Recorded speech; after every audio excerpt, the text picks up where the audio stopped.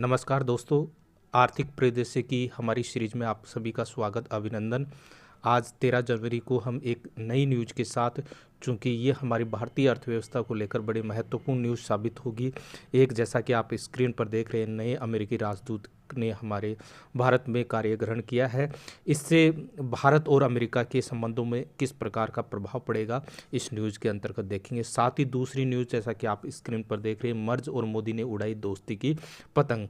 आखिरकार ये मर्ज कौन है और इसका भारतीय अर्थव्यवस्था पर क्या प्रभाव पड़ेगा, इकोनॉमी को लेकर उनके लिए भी होगी। चलते हैं पहली न्यूज़ पर, जो अमेरिका को लेकर है। जैसा कि इसका विषय मैंने लिया है भारत अमेरिका व्यापार संबंध, बीटीए वार्ता और पैक्स सिलिका पहल। जैसा कि आपने राजदूत जो अमेरिका का भारत में कार्य ग्रहण किया है, उसने पैक्स सिलिका को लेकर महत्वपूर्ण बात की है। होती क्या है पैक्स सिलिका और भारतीय अर्थव्यवस्था पर क्या प्रभाव पड़ेगा।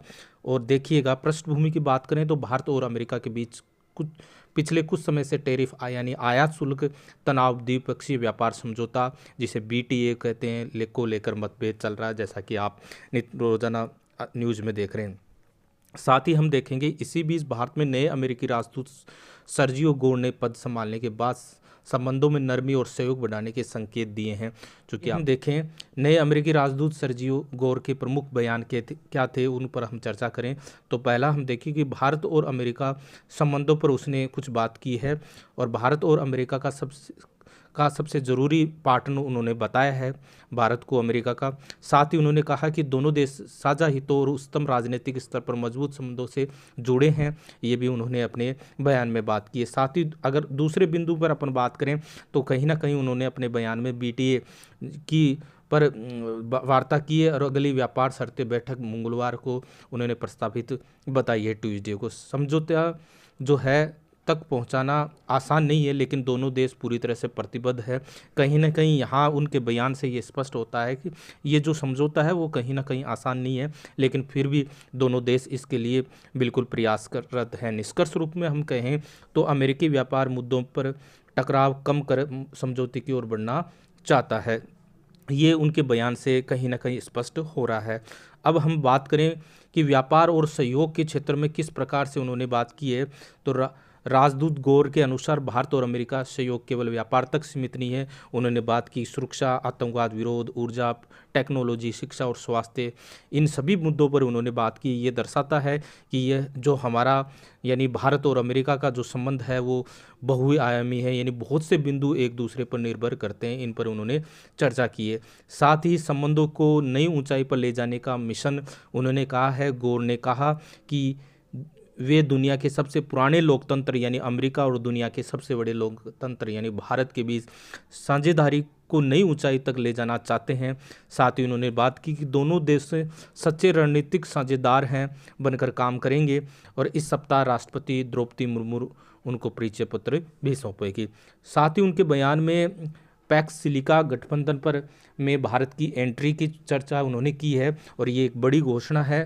क्या है ये, उस पर हम बात करें तो उन्होंने कहा कि भारत को अमेरिका के नेतृत्व वाले पैक्स सिलिका गठबंधन में शामिल किया जाएगा और अगले महीने भारत को पूर्ण सदस्य फुल मेंबर बनाने का निमंत्रण भी मिलने वाला है।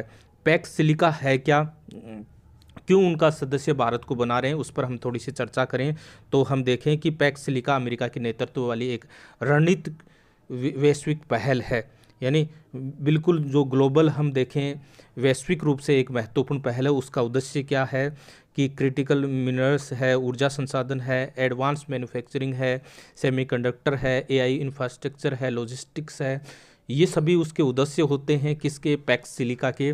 और इन सभी को लेकर सुरक्षित और भरोसेमंद सप्लाई एक चैन या सर्किल बनाया जाता है इस पैक्स सिलिका के अंतर्गत।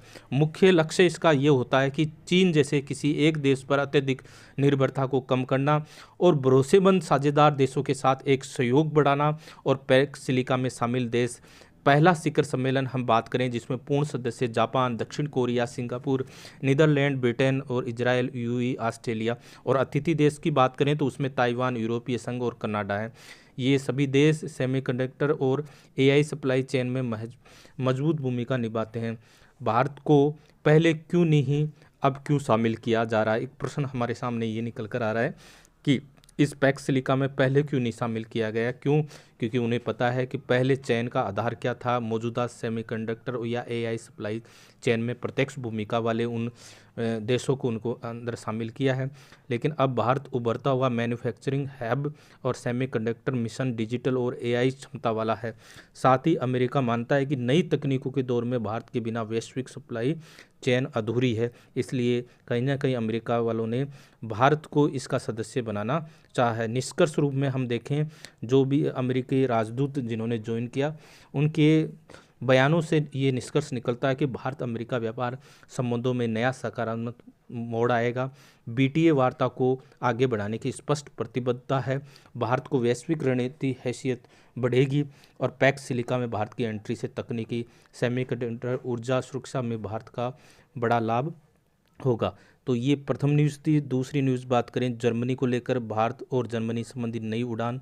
पृष्ठभूमि देखें तो जर्मनी के चांसलर फ्रेडरिक मर्ज भारत यात्रा में आए हैं। अहमदाबाद में प्रधानमंत्री नरेंद्र मोदी के साथ उन्होंने पतंग उड़ाया। दोनों देशों के रिश्तों में नई ऊर्जा और मित्रता का प्रतीक बना।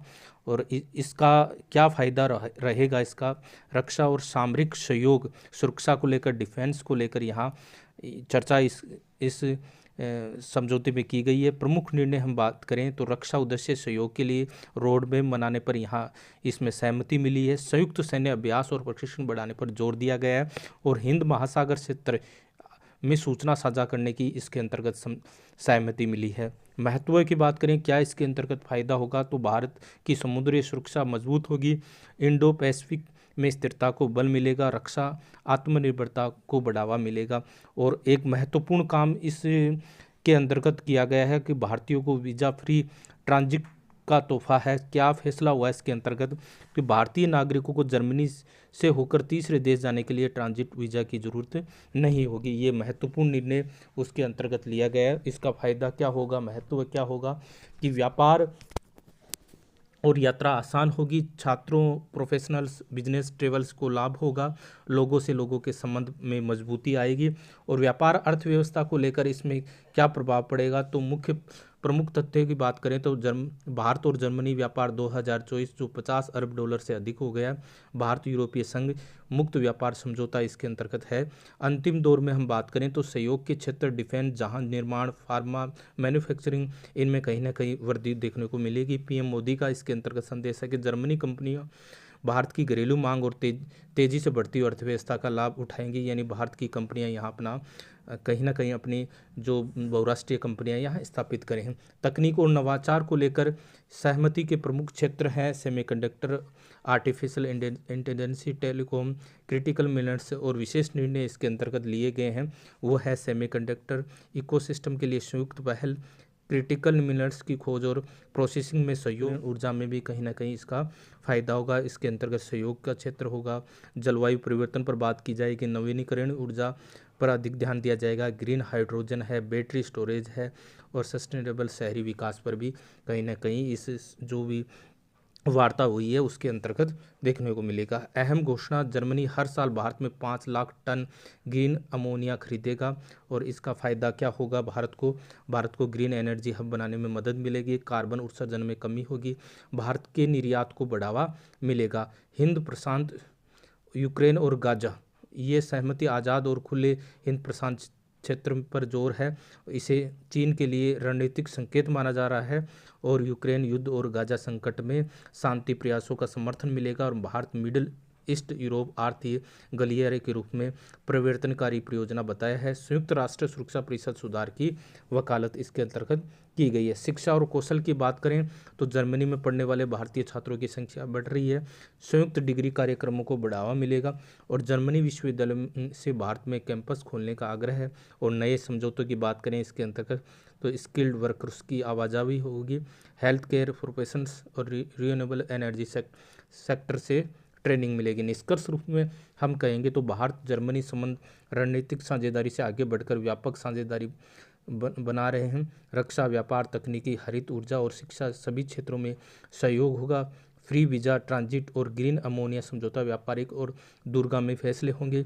ये यात्रा भारत की वैश्विक भूमिका और विश्वसनीय साझेदारी की छवि को मजबूत करती है। तो इस प्रकार ये दो महत्वपूर्ण न्यूज़